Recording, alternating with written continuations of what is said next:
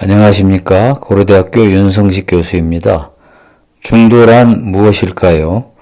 꼭 중간만 고집하다간 어정쩡하게 됩니다. 양극단이 조화를 이루어도 중도입니다. 덴마크는 UN 행복평가에서 거의 매번 1등 근처를 맴돌고 각종 경제지표도 최상위권 국가입니다. 또한 노동 유연성은 매우 높습니다. 보수는 노동 유연성을 강조합니다.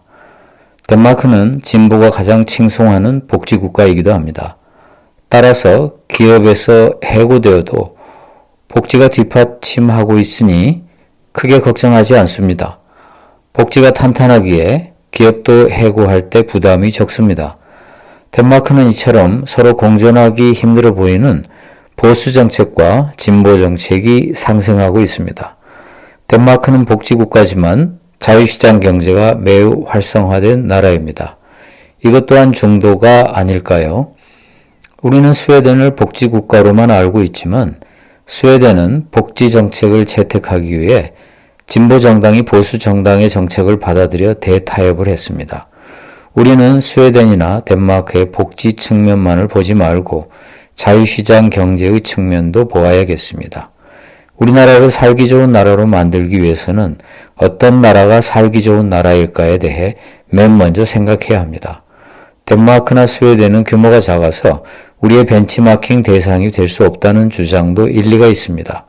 다만 우리보다 5배나 인구가 많고 엄청나게 경제 규모가 더 큰 미국 정책을 모방할 때는 그런 말이 나오지 않는 것을 보면 국가 규모를 따질 일은 아니라고 생각합니다. 우리는 중도라고 하면 복지도 어정쩡, 노동 유연성도 어정쩡한 정책을 떠올립니다. 어정쩡한 정책은 복지도 실현 못하고 노동 유연성도 실현 못합니다. 양극단이 공존하면 뜻밖에도 더 좋은 결과를 낳을 수 있습니다. 우리나라처럼 첨예하게 정치적 대립을 하는 곳에서 한쪽의 요구를 들어주지 않고 다른 쪽의 정책을 채택하기 쉽지 않습니다. 차라리 양쪽 주장을 100% 실현하는 중도적 공존이 어정쩡한 타협으로 나가는 것보다는 더 좋을 것 같다는 생각을 해봅니다. 저는 중산층으로 은퇴해서 편안하게 살고 있습니다. 자식들은 나름 똑똑해서 이 험한 세상에 제 앞가림은 할 것 같습니다.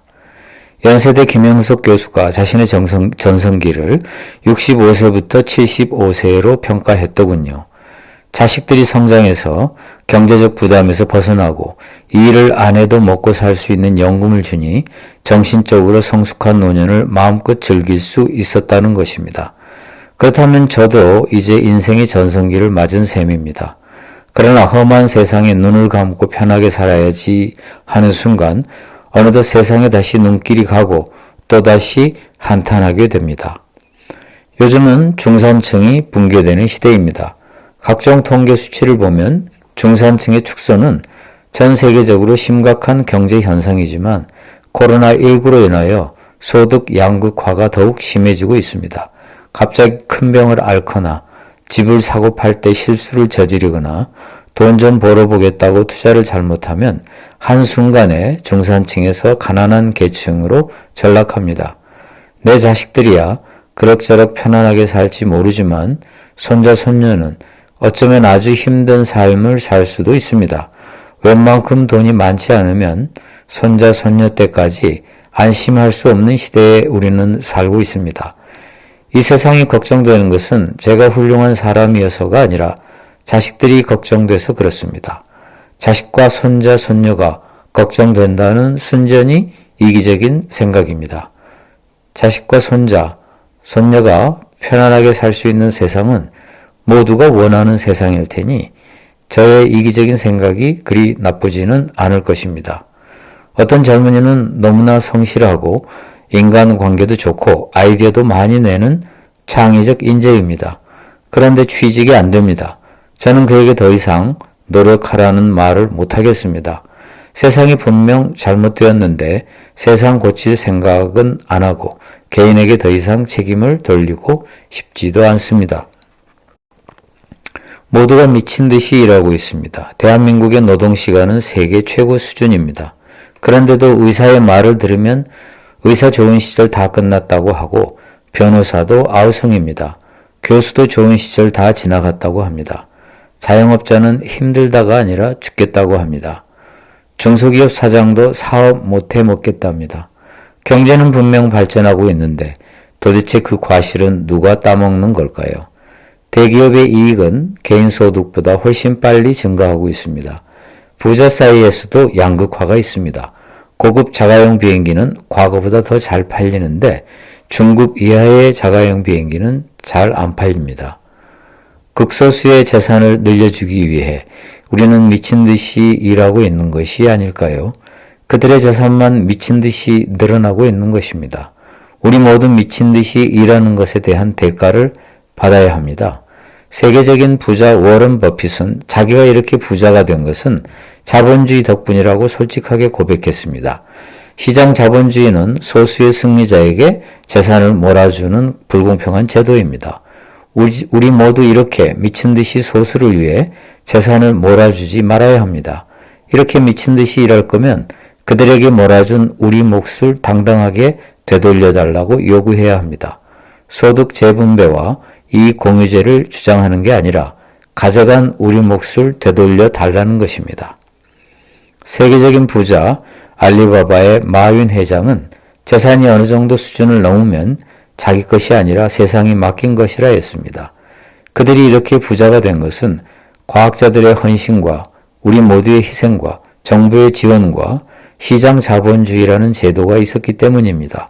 부자가 아무리 능력이 있다고 할지라도 재산의 차이만큼 뛰어나지는 않습니다. 왜 우리는 바보처럼 그들의 능력을 초과하는 그들의 재산을 당연하게 생각하는 것일까요? 우리 모두 우리가 맡긴 재산을 다시 되찾아와야 합니다.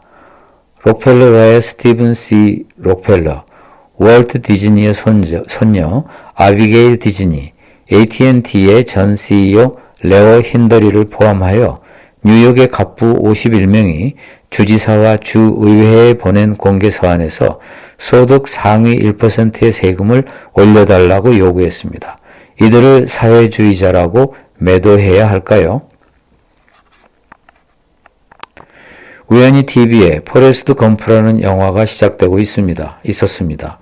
이미 본 영화라 채널을 돌리려고 했는데 왠지 그냥 계속 보게 되었습니다. 영화는 IQ 75짜리 바보의 이야기입니다.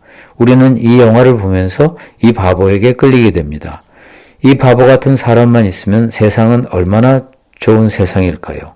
우리는 이 바보처럼 되기는 싫으면서도 이 바보 같은 사람을 좋아합니다. 우리가 반려동물을 키우는 이유도 어쩌면 사람 중에 이런 바보가 없는 탓에 동물 바보를 키우는 것일지도 모릅니다. 유엔 산하기관의 연구에 의하면 한국은 강도 살인 등 강력범죄는 다른 나라에 비해 낮지만 사기범죄는 세계 1위였습니다. 사기공화국 대한민국, 오늘 또 대한민국의 사기 천재들은 바보와 준바보를 찾아서 대한민국을 누리고 있습니다. 영화 포레스트 검프는 작은 깃털이 바람에 날리며 아름다운 영화 주제곡이 흐르면서 끝납니다. 우리는 작은 깃털 같은 착하디 착한 바보를 가장 많이 속여먹는 세계 1등 사기 국가입니다. 사기공화국 대한민국은 국민성 탓일까요? 정치가 잘못된 탓일까요? 혹은 무언가 우리가 잘못 알고 있는 통계적 오류가 있는 걸까요?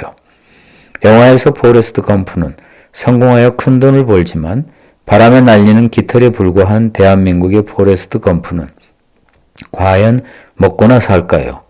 우리는 이 세상에 포레스트 검프 같은 사람이 넘치기를 바라지 말고 포레스트 검프 같은 사람이 살 수 있는 세상을 만들어야 합니다. 내 자식과 손자, 손녀가 포레스트 검프가 아니라고 안심하지 말아야 합니다. 어쩌면 내 증손자, 증손녀, 고손자, 고손녀 중에는 포레스트 검프 같은 아이가 한 명쯤 있을지도 모릅니다. 깃털 같은 바보도 살 수 있는 세상을 만들어야 합니다. 내 능력으로 살아야지 복지에 의존한다고 비판할 거라면 출산 장려 정책을 당장 중단해야 합니다. 출산을 장려할 거라면 세상에 태어난 모든 사람의 기본 생존권은 보장해 주어야 합니다. 당장 자신과 자기 자식이 먹고 살 수 있다고 가난한 사람을 외면하면 먼 훗날 깃털 같은 바보로 태어난 자신의 증손자, 고손자가 비참하게 살 수 있습니다. 불교는 자비의 종교이기에 깃털 같은 바보도 살 수 있는 세상을 만들어줘야 합니다. 경전은 보다 구체적으로 국가의 의무에 대해 설명합니다. 집이 없으면 집을 주고 옷이 없으면 옷을 주며 먹을 것이 없으면 먹여 주어야 합니다. 일자리를 주어야 하는 것은 말할 것도 없고 병이 나면 치료해주고 심지어 고독한 이에겐 아내를 주선해 주라고 합니다. 복지국가는 불교가 이상적으로 생각하는 국가의 모형입니다. 스웨덴 교포가 자식이 변호사가 되자 친구에게 자랑 삼아 전화했더니 축하하기는커녕 내 아이가 법을 좋아했나 보구나 하더랍니다. 복지국가는 나라에서 생존의 기본권을 보장해 주기에 자신이 좋아하는 일을 자유롭게 선택합니다. 먹고 살기 위해 좋아하지도 않는 일을 할 수 없이 선택하는 경우는 드물다고 합니다. 유엔의 행복평가에서 복지국가의 행복도가 높은 이유 중에 하나가 바로 여기에 있습니다. 생존의 기본권을 보장하면 범죄도 획기적으로 줄어듭니다. 뉴질랜드에서 복지를 축소했더니 자살률과 우울증이 증가했습니다. 노동 경직성은 불교의 정신에 어긋납니다. 경전을 보면 열심히 일한 사람에겐 더 주고 게으르면 덜 줍니다. 능력이 뛰어나면 더 받고 능력이 부족하면 덜 받습니다. 불교는 모든 것이 변한다는 재행무생의 세계를 상정하기에 노동 경직성과 부합하지 않습니다. 노동 유연성이 더 불교적입니다. 하지만 노동 유연성으로 인해 고통을 받을 수 있는 노동자는 불교의 복지국가가 구제할 수 있기에 문제가 되지 않습니다. 자칫 극단적으로 보이는 복지국가, 노동 유연성이 서로 공존하면 중도 국가로 나아갈 수 있습니다. 불교의 정신도 이와 부합합니다. 저는 고려대학교 윤성식 교수입니다. 구독해 주셔서 감사합니다.